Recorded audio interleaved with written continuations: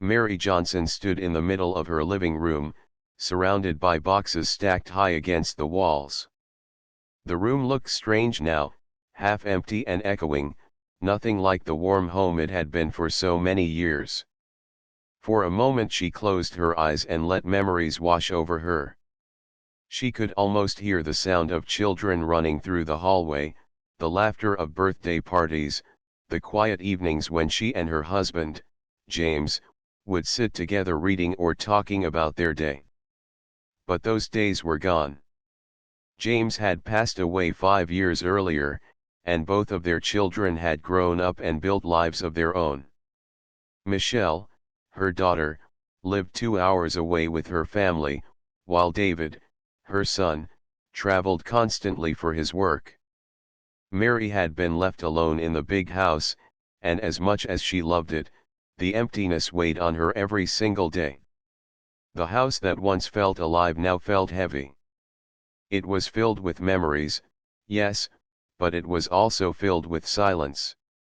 After months of thinking and talking with her daughter, Mary finally decided to sell it and move closer to Michelle. She wanted to be near her grandchildren, to hear their laughter, and to feel life around her again. That decision wasn't easy. She had cried when she signed the papers with the real estate agent. She had cried again when she started packing. But deep inside, she knew this was the right step. Life was about moving forward, even if it meant letting go of places that once meant everything. The moving truck stood outside, its doors wide open, waiting for the last of the boxes. The movers carried furniture out carefully, nodding politely to her as they passed. It was a bright, crisp morning, and neighbors peeked from behind curtains as if the sight of Mary moving was a neighborhood event. Across the street, Karen Miller stood with her arms folded. Karen was the head of the neighborhood HOA, and she had lived there for nearly 2 decades. Everyone knew her, and everyone knew she liked being in control. She was the type who measured grass length with a ruler, who sent emails about trash cans left out too long, who once argued about the shade of blue a neighbor painted his shutters. To Karen, rules weren't just guidelines, they were law. Mary had tried, over the years, to stay polite with Karen. She had answered her notes, signed the endless forms, and smiled through Karen's lectures about community standards. But deep inside, she always found it exhausting. Life, Mary believed, was about kindness and understanding, not about controlling others. Still, she wasn't surprised when she noticed Karen watching her move. What did surprise her was the determined look on Karen's face, as though she believed Mary owed her an explanation. As Mary carried a small box of photo albums toward the door, there came a sharp, quick knock. It wasn't a friendly knock. It was the kind of knock that demanded attention. When Mary opened the door, Karen stood there with a clipboard in hand, her lips pressed into a thin line. "Good morning," Mary said, forcing a smile even though she already knew trouble was coming. Karen didn't smile back. "Mary, I need to talk to you about this move." Mary blinked. "The move?" "Yes." Karen flipped through papers on her clipboard. "You didn't file the proper forms with the HOA. You didn't request permission to move out. That is a violation of our regulations." Mary almost laughed, thinking she had misheard. "Permission to move out? Karen, I own this house. I'm not renting it. I don't need permission to sell my home." Karen's eyes narrowed. "According to Section 14, Paragraph 7 of our guidelines, residents are required to submit a moving notice 30 days in advance. You didn't. That means you're breaking HOA rules, and there will be fines." Mary sighed. Her hands tightened around the box she held. "Karen, I've followed the law. I signed everything with the realtor. The papers are in order. The house is sold. I don't need the HOA's approval to live my life. Karen stepped closer. If you roll that truck out of here without proper clearance, I'll have no choice but to call the police. The words sank heavy into the air. The movers outside paused, looking over their shoulders at the two women. Mary felt her heart sink. She had been emotional already, and now this drama was the last thing she needed. I don't want any trouble, Mary said softly. Please, Karen, this is already hard enough for me. But Karen didn't soften. Rules are rules. If we let one person ignore them, the whole neighborhood falls apart. Mary shook her head. She couldn't believe what she was hearing. She had lived here for 15 years, paid her dues, kept her yard neat, smiled at every block party. And now, on her last day, this woman was threatening her with police over a form. Before she could respond, another voice came from behind. Is there a problem here? Mary turned, relief flooding her chest. It was her son, David. He had flown in that morning to help her with the move. Just seeing him there made her feel stronger. David was tall and steady, with calm eyes that always seemed to notice more than people realized. His presence filled the room, not in a loud way but in a quiet, firm way that made others pay attention. Karen turned toward him, annoyed. Who are you? David smiled politely. David Johnson. Mary's son. Well, your mother is in violation of HOA rules, Karen said quickly. She can't just move out without our permission. I'm about to call the police. David studied her for a moment, then reached into his pocket. He pulled out his wallet, flipped it open, and revealed his badge. I work for the FBI, he said calmly. If you feel this situation requires law enforcement, I'll be happy to explain the matter to the responding officers. Karen froze. Her eyes widened as she stared at the badge, then at David's steady face. For the first time in a long while, she seemed unsure of herself. The movers, who had been pretending not to listen, suddenly looked relieved. One even smiled to himself. Mary let out a breath she hadn't realized she was holding. Karen cleared her throat. Well, this isn't necessary. I was just trying to enforce community rules. David's voice stayed calm. Community rules are one thing. But threatening to call the police on a homeowner who has every legal right to move? That's another. Mary almost laughed, though she held it back. She glanced at her son, then back at Karen, and whispered, too bad for her. Karen's face flushed. For once, she had nothing to say. She turned on her heel, muttering something about needing to check paperwork, and walked briskly back across the street. Inside, Mary set down her box and finally let out a small laugh. David, she said, shaking her head, you have no idea how many years I put up with her lectures. David smiled. I can imagine. But she won't be bothering you anymore. Mary sank into a chair, feeling relief and gratitude. She looked at her son, the boy she had once held in her arms, now a man strong enough to stand between her and the world when she needed it. In that moment, the weight of leaving the house didn't feel so heavy. She wasn't alone. For the first time all morning, Mary felt peace. But neither she nor David knew that Karen wasn't done yet. She was already dialing a number on her phone, her eyes locked on Mary's house from across the street. Karen Miller marched back across the street with her phone pressed tightly to her ear. Her voice was sharp, though she kept glancing out the window to make sure Mary and David could see her talking. She wanted them to know she meant business. Inside the house, Mary sat on the edge of her armchair. Her hands were clasped tightly together, and her eyes darted nervously toward the window. She hated conflict.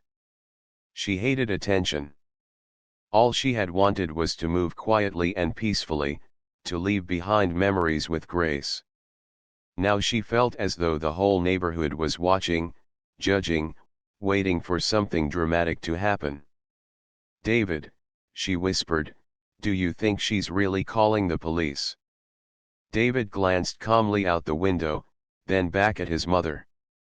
"She's the type who would. But don't worry, Mom. You've done nothing wrong." Mary shook her head, sighing.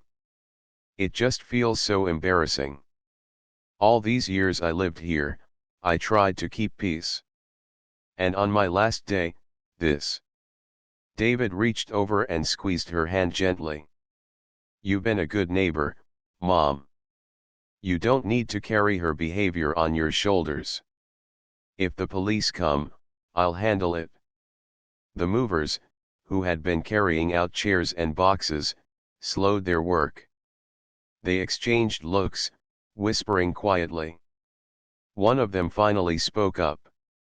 "Ma'am, should we stop for now? We don't want trouble with the law." Mary opened her mouth, but David answered first. "No, keep going. You're just doing your job. Nothing here is illegal. If the police arrive, we'll clear it up." The men nodded and continued, though their eyes lingered uneasily on the street. For a while, the house was filled only with the scrape of furniture and the shuffle of footsteps. Then, faintly at first, came the sound Mary dreaded, sirens in the distance. Her heart sank. "Oh no," she whispered. David stood, his expression steady. "Stay calm, Mom. I'll talk to them." Moments later, 2 patrol cars rolled slowly down the street. Their blue lights flashed silently, casting strange patterns on the houses. Curtains twitched as neighbors peeked out. It was rare for police cars to come into the quiet neighborhood, and when they did, people noticed. Karen stepped boldly out of her house, her arms folded tightly across her chest. She looked like someone about to win a battle. The cars stopped in front of Mary's house. 2 officers stepped out, one older and one younger. Both looked serious but not aggressive.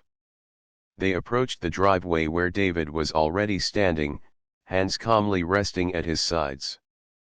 "Good morning, officers," David said politely. The older officer nodded. "We got a call about a disturbance.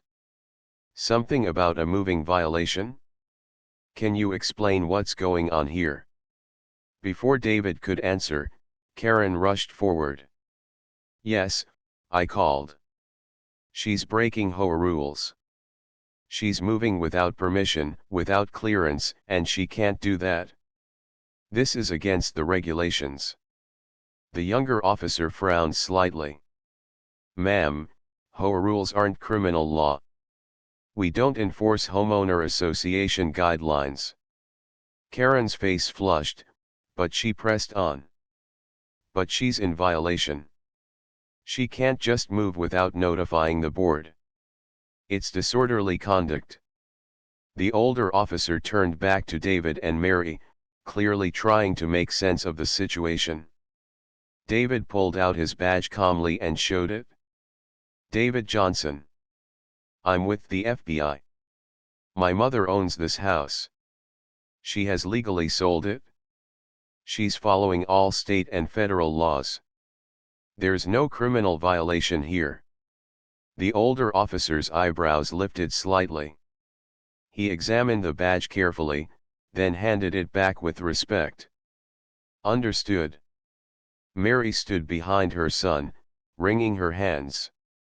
She hated the attention, hated the flashing lights outside her home. She whispered softly, "David, I just wanted this day to be simple. David gave her a small reassuring smile before turning back to the officers. "Gentlemen, I'm sorry you had to come out for this. My mother has every right to move. I can provide the paperwork if you need it." The younger officer shook his head. "That won't be necessary, sir. If the home is sold legally, there's no problem. This is a civil matter, not a police matter." Karen stepped closer, her voice rising. "Are you telling me you won't do anything? She's ignoring the rules.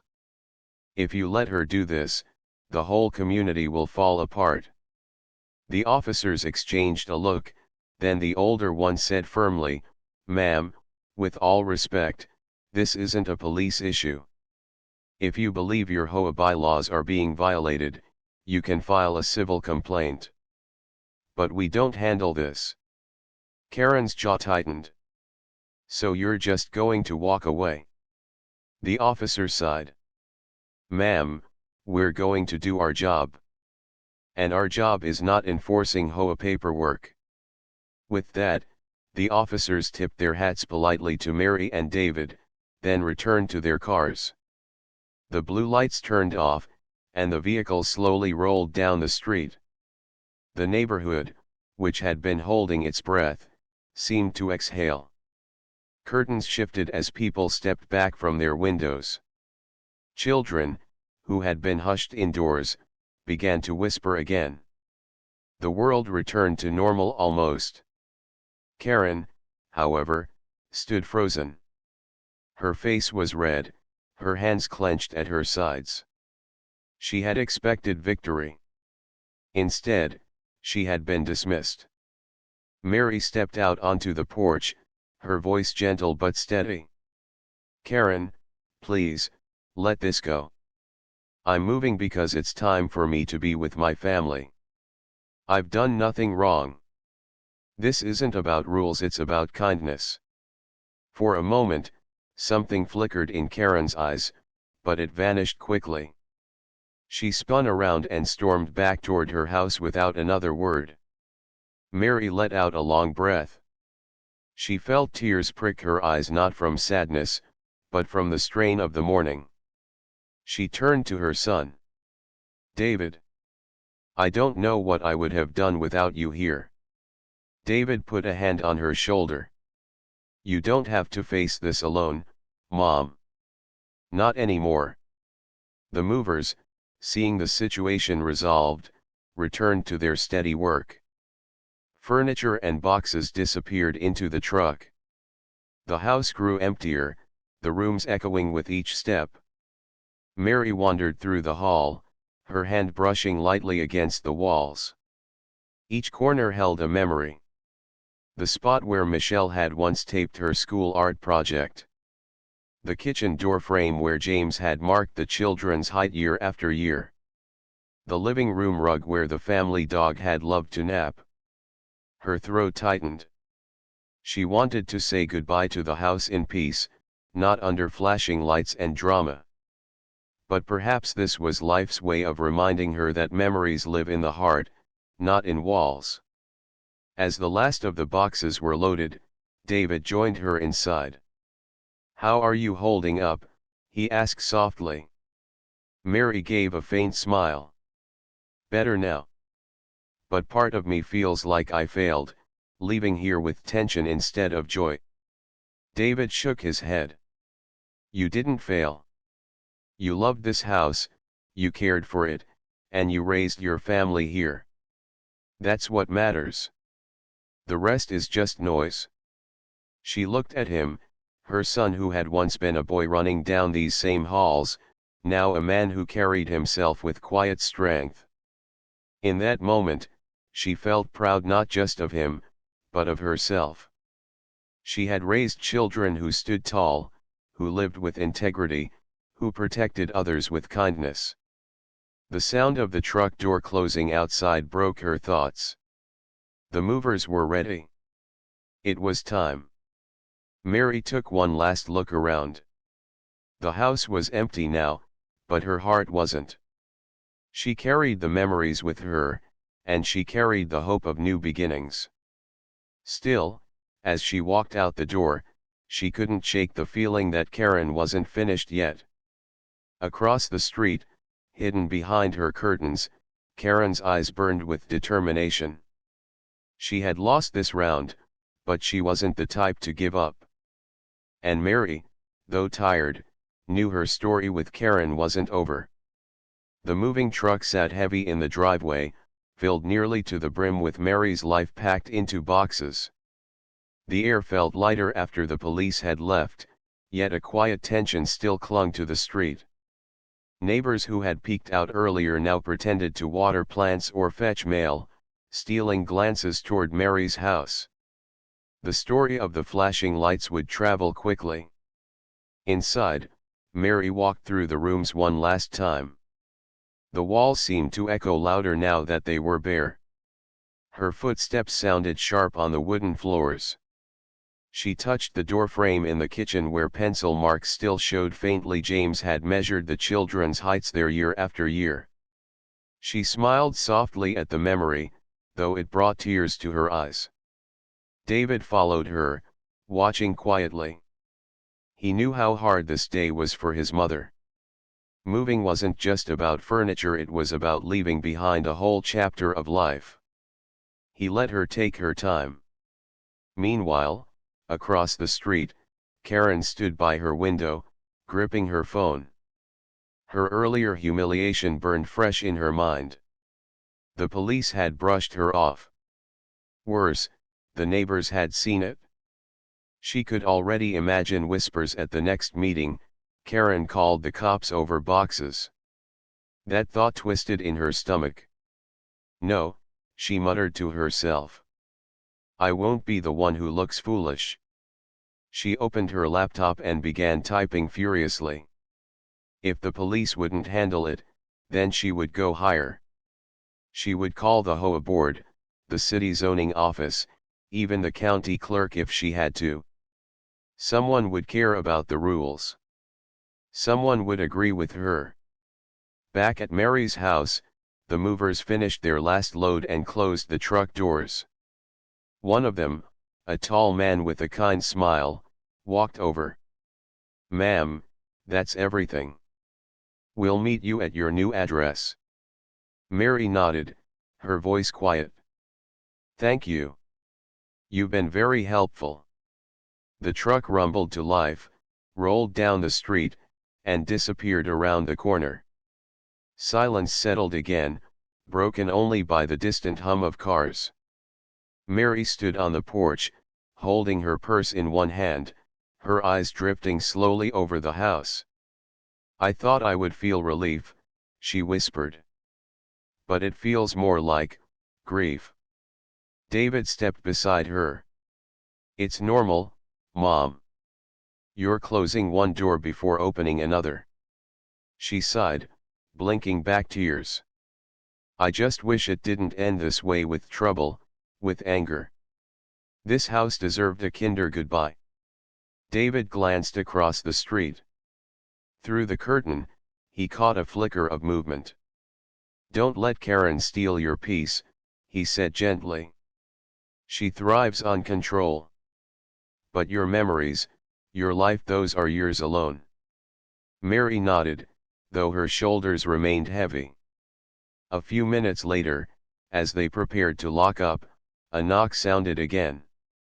This time it wasn't sharp and commanding. It was hesitant, almost apologetic. Mary opened the door and found her neighbor, Susan, standing there. Susan had lived 2 houses down for nearly as long as Mary had. She carried a plate wrapped in foil, her eyes kind. I heard about the situation, Susan said softly. I just wanted to stop by and say goodbye properly. And I baked some cookies for the road. Mary's eyes filled again. She accepted the plate, touched by the simple gesture. Thank you, Susan. That means more than you know. Susan glanced across the street and lowered her voice. Don't mind Karen. Most of us don't agree with her ways. We all know you've been a wonderful neighbor. David smiled faintly. Thank you for saying that. For a while, the three stood on the porch, sharing quiet words and small laughs. It reminded Mary that kindness still outweighed pettiness in the world. But even as they spoke, Karen was busy. She had already sent out a long email blast to every member of the HOA board. The subject line read, "Urgent, unapproved move violating community rules." She outlined every detail: how Mary had failed to file notice, how the movers blocked traffic, how police had been too lenient. She demanded immediate action. Within an hour, her phone buzzed with replies. Some board members wrote back politely, suggesting the issue wasn't serious. Others ignored her completely. But one, a man named Robert, agreed to look into it. That was enough for Karen. It meant her fight wasn't over. Back at Mary's house, the afternoon sun stretched long shadows across the lawn. Mary locked the front door one final time, her hand lingering on the knob. Her heart ached, but she knew she had to move forward. "Ready, Mom?" David asked softly. She nodded, though her eyes shimmered. "Ready." They turned toward the car parked in the driveway. Just then, Karen stepped outside, her voice cutting across the quiet street. "Mary," she called loudly. "This isn't over." Mary froze. She turned slowly, her heart sinking at the sight of Karen marching toward them with papers in hand. David stepped forward before his mother could respond. "What now, Karen?" His tone remained calm, but his eyes were firm. Karen waved the papers dramatically. "I've filed an official HOA complaint.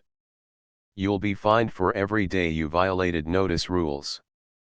And I'm speaking with zoning authorities as well. You can't just walk away." Mary's shoulders slumped. She had no energy left for another argument. But David held his ground. "Karen," he said firmly, "my mother followed the law. The sale is final. If you believe otherwise, you can pursue it in civil court. But harassment ends now." Karen's face darkened. "This isn't harassment. This is protecting our community." David shook his head. "No. This is about control. You lost with the police, and now you're trying again. But you're only making yourself look unreasonable." Neighbors had begun to gather quietly outside, pretending to check mail or trim hedges. Their eyes shifted between David and Karen. Some looked uneasy, others amused. Karen's voice carried across the street, and it was clear who appeared calm and who appeared frantic. Mary whispered to David, "Please, don't fight. Let's just go." But David understood something his mother didn't. Bullies thrived when no one challenged them. If he let Karen's words stand, the memory of this day would always carry the sting of her bitterness. So he spoke louder, his voice steady. "My mother has given 15 years to this neighborhood. She has been kind, respectful, and considerate. And this is how you choose to send her off? By trying to humiliate her." Karen blinked, caught off guard. David continued. "You want rules? Fine. But rules without kindness are nothing. You're not protecting the community, you're dividing it." For a long moment, silence fell. Neighbors shifted uncomfortably. A few nodded subtly, agreeing with David's words. Mary's eyes filled with tears again, but this time they were different. They weren't tears of sorrow. They were tears of pride. Karen opened her mouth, then closed it. She turned sharply, clutching her papers, and stormed back across the street. David exhaled slowly and turned to his mother. "Now we go. They got into the car, and as the engine started, Mary took one last look at the house. She whispered a quiet goodbye, then faced forward. The car rolled down the street, leaving behind the place that had been home for so many years. Across the neighborhood, whispers spread, whispers not about Mary, but about Karen. For the first time, people saw clearly who was stirring trouble and who carried themselves with grace. And though Mary didn't know it yet, Karen wasn't ready to give up. Behind her closed blinds, she was already planning her next move. The road stretched long and steady as Mary and David drove away from the old neighborhood. Mary kept her eyes on the side mirror until the houses disappeared from view. Her hands were folded tightly in her lap, her heart heavy with the weight of goodbye. David glanced at her. "You okay, Mom?" Mary forced a small smile. "I will be. It just feels like leaving a part of myself behind." David nodded. "That's natural. But remember, you're not leaving the memories. Those stay with you." Mary let out a soft sigh. "I know. Still, it's strange. That house saw everything: my children growing up, my husband's laughter, even the quiet years after. It almost feels like I betrayed it by walking away." David shook his head gently. "You didn't betray it. You honored it. And now you're giving yourself a new chance." His words calmed her, though the ache remained. 2 hours later, they pulled into a quiet street where Michelle lived. Mary's daughter came running out with her children, arms wide open. The hugs, the laughter, the shouts of Grandma, filled Mary's heart in ways the old house no longer could.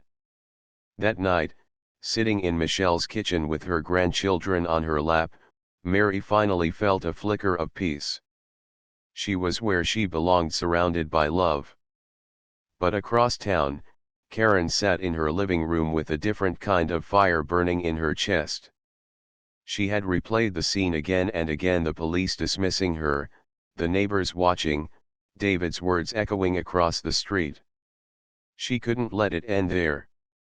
She had already written a formal letter to the HOA board, citing every clause and paragraph she believed Mary had broken. She had highlighted phrases in bold: failure to notify, violation of Section 14, improper moving procedures. She had even attached photos of the moving truck as evidence. The next morning, she called Robert, the board member who had shown interest. "Robert," she said firmly, "this isn't just about one woman moving. It's about order. If Mary can leave without notice, then what's next? People painting their houses purple? Leaving trash cans out all week? This is the beginning of chaos." Robert sighed on the other end. "Karen, with respect, the sale went through legally. The county clerk's office has already recorded it. I'm not sure there's anything we can do." Karen pressed harder. "We can fine her. We can take her to civil court. We can set an example." Robert hesitated. He didn't want to argue with her, few ever did. "I'll bring it up at the next meeting." That was enough for Karen. She hung up feeling victorious. Meanwhile, Mary spent her first full day at Michelle's house helping unpack small boxes. Michelle had prepared a room just for her, with fresh curtains and a quilt folded neatly on the bed. The grandchildren ran in and out, excited to have their grandmother close by. For the first time in years, Mary didn't eat dinner alone. The table was loud with chatter, clinking silverware, and the sound of family. She smiled as she watched David tease his niece about her spaghetti sauce mustache. "This," she thought, "is why I moved. This is worth everything." Later that night, as the house grew quiet, David sat with her on the porch. "You seem lighter," he said. Mary nodded. I think this was the right choice, even with all the trouble. David smiled. Good. Because trouble may not be finished. Mary frowned. You think Karen will keep going? David leaned back, thoughtful. She's the type who doesn't quit. But don't worry. Whatever comes, I'll be here. True to his prediction, trouble wasn't far behind. A week later, a letter arrived at Michelle's house. It was from the HOA, stamped official. Inside was a long list of violations tied to Mary's move. According to the letter, she owed hundreds of dollars in fines for failure to provide notice and unauthorized use of moving equipment. Mary's hands shook as she read it. David, they followed me here. I thought I left it all behind. David took the letter, read it carefully, and then set it aside. Mom, this has no legal weight. You sold the house. You don't live under their rules anymore. But the letter says what Karen wanted it to say, David interrupted gently. It doesn't mean it's true. Let me handle this. That evening, David drafted a formal response. He wrote clearly that Mary was no longer a member of the HOA, that the sale had been recorded by the county, and that any attempt to collect fines would be considered harassment. He signed it with his name and title. When Karen opened the response days later, her jaw dropped. Seeing Federal Bureau of Investigation at the bottom made her stomach churn. But instead of stepping back, she doubled down. She called for an emergency HOA board meeting. She rallied the few members who still listened to her, telling them that if they let Mary get away with this, the whole neighborhood would spiral into ruin. The night of the meeting, neighbors gathered in the community hall. The room buzzed with chatter. Some had come out of curiosity, others out of loyalty to Karen, and a few because they simply wanted to see what drama would unfold. Karen stood at the front with her clipboard, her voice sharp as she listed Mary's violations. She waved photos, letters, and highlighted rules. But to her surprise, many neighbors looked unimpressed. Some even shook their heads. One man spoke up. Karen, with respect, Mary was a good neighbor for years. Why are we still talking about her after she's already gone? Another woman added, she sold her house legally. Why should we waste time chasing her? This feels personal. Karen's face flushed. It's not personal. It's about rules. But the murmurs grew louder. People were tired. They were tired of fines, tired of lectures, tired of endless rules over flowers and fences. And now, they were tired of seeing Mary dragged through the mud after leaving quietly. By the end of the meeting, Karen realized something she hadn't expected: support was slipping away. Back at Michelle's house, Mary sat in the living room, sipping tea as David read her a bedtime story to the grandchildren. She smiled, feeling warmth spread through her chest. For the first time in years, she felt free. Not just free from the house, but free from the weight of someone else's control. Still, in the back of her mind, she wondered if Karen would ever truly let go. And across town, Karen sat at her desk, staring at her notes. She wasn't ready to surrender. Not yet. If the board wouldn't stand with her, she would find another way. Because in Karen's mind, this wasn't about Mary anymore. It was about power. And power was something she wasn't ready to lose. The autumn sun was warm, casting golden light across Michelle's backyard. Mary sat in a rocking chair, watching her grandchildren play tag on the grass. The sound of their laughter carried through the air like music. For the first time in years, she felt truly light. Michelle brought out a tray of tea and cookies. "Mom, you look happy." Mary smiled softly. "I am. I thought leaving my old home would break me, but I feel more whole here than I have in a long time." David, sitting nearby, raised an eyebrow. "Told you. Sometimes letting go gives more than holding on." Mary laughed. "You've been right too many times this month. It's starting to annoy me." They all laughed, the kind of laughter that settles deep in the heart. But while Mary's world grew brighter, Karen's world began to unravel. The emergency HOA meeting had not gone as she planned. Instead of applause, she had received eye rolls. Instead of unity, she had faced whispers of discontent. Neighbors had started to question why the HOA board was always so focused on fines, rules, and power instead of building a friendly community. Some even talked about voting for new leadership at the next election. Karen couldn't stand it. She paced her living room night after night, her mind circling the same thought: Mary got away with it. And worse, David humiliated me in front of everyone. Her pride was wounded.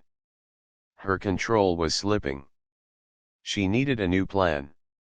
One morning, Karen marched into the office of a local attorney. She slammed her thick folder of evidence on the desk. "I want to sue," she declared. The attorney, a calm man with silver hair, opened the folder.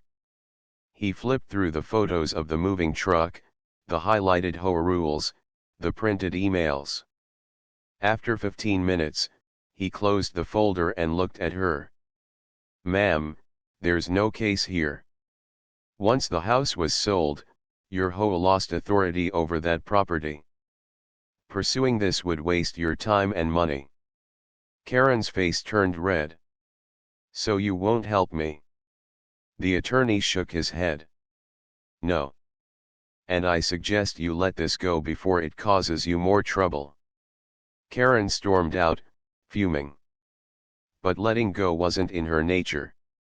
Weeks passed, and small cracks began to appear in her reputation. Neighbors avoided her on the sidewalk. Fewer people showed up to meetings. Even Robert, who had once supported her, stopped answering her calls. Yet still, she couldn't stop thinking about Mary. Meanwhile, life in Michelle's home was blossoming. Mary had begun to take part in small routines, helping the kids with homework, baking pies on weekends, sitting with her daughter in the evenings to fold laundry and chat about simple things. One afternoon, Michelle hugged her tightly. "Mom, having you here feels like having a piece of Dad back. The kids adore you. I adore you. I don't know how we ever lived without this." Tears pricked Mary's eyes. "I should have done this sooner. I wasted so much time trapped in that house, in that neighborhood, under control." David smiled from the doorway. "But you're free now. That's what matters." Mary nodded. "Yes. I'm free. But freedom has a way of being tested." One crisp October morning, a letter arrived not from the HOA, but from Karen herself. It was handwritten, every line dripping with anger. "You may think you've escaped, but this is not over. You humiliated me. You broke the order of our community. You will regret it." Mary's hands trembled as she read it. She passed it silently to David. David read it once, then again. His jaw tightened. He set the letter down carefully on the table. "Mom," he said calmly, "you don't need to worry. This letter is enough." "Enough for what?" Mary whispered. "Enough for me to make sure Karen finally stops." The very next day, David filed a formal complaint. The letter was considered harassment, and because of his position, he knew exactly which offices to contact. He didn't exaggerate or overstep, he simply let the system work. Within a week, Karen received her own letter, this time from local authorities. It warned her to cease contact with Mary immediately or face legal consequences. When she read it, her face went pale. For the first time, the power was no longer in her hands. Neighbors soon heard about it. Whispers spread across the street corners, in driveways, at backyard fences.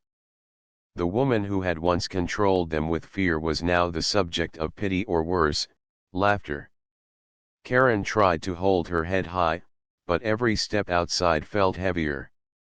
The gavel she once swung so easily now seemed like a weight pulling her down.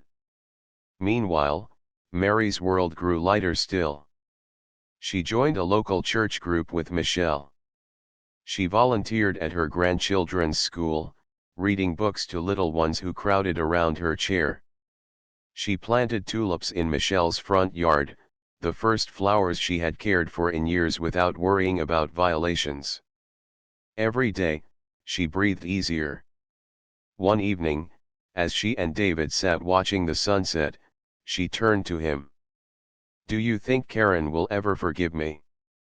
David thought for a long moment before answering. "Mom, it's not about her forgiving you. It's about you forgiving yourself for staying too long, for carrying fear that wasn't yours to carry. Karen's battles are her own. Yours are over." Mary nodded, tears glistening in her eyes. She reached for his hand and held it tight. "Thank you, son. For everything. For standing by me when I was afraid to stand for myself." David squeezed her hand gently. "Always, Mom. Always."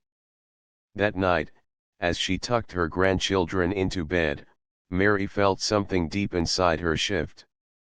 For years she had been afraid of breaking rules, afraid of fines, afraid of making the wrong step. But now, in the glow of her grandchildren's smiles, she knew she was exactly where she belonged. The old house was gone. The HOA was behind her. And Karen's voice no longer echoed in her ears. She was free. Months later, the HOA held elections. Karen tried to keep her position, but the neighborhood had changed. New voices rose, people who wanted friendship instead of fear. The vote was swift, and Karen lost her role. She packed her clipboard away, her power gone, her reign ended. Mary heard about it from a neighbor who called to give her the news. She listened quietly, then simply said, "I hope she finds peace too." Because Mary had already found hers. On a bright spring morning, as tulips bloomed in the yard she now called home, Mary sat on the porch sipping tea.